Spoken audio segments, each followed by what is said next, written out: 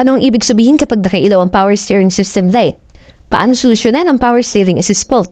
Kapag nakailaw ang power steering system light, ay gustong ipaalam sa atin ng system ng sasakyan na may problema ang ating power steering at hindi ito gagana hanggat hindi ito naayos.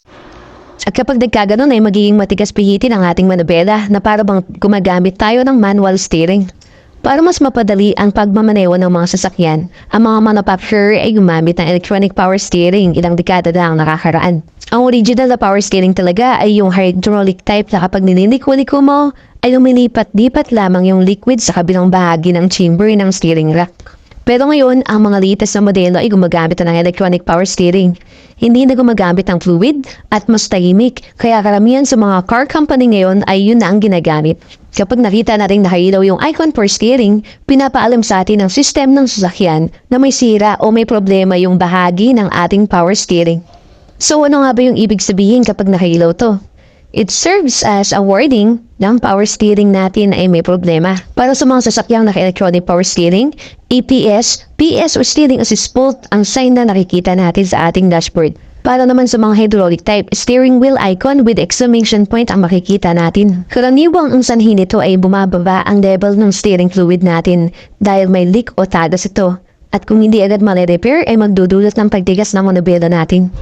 Kung hindi naman steering fluid ang problema, mas maganda na ipacheck na natin siya sa technician para agad masolusyonan at hindi na lumala ang problema dahil pag nagdi-disable ang power steering ito, nahihirapan na tayong imanehong sasakyan natin dahil mabigat iliko ang manubela.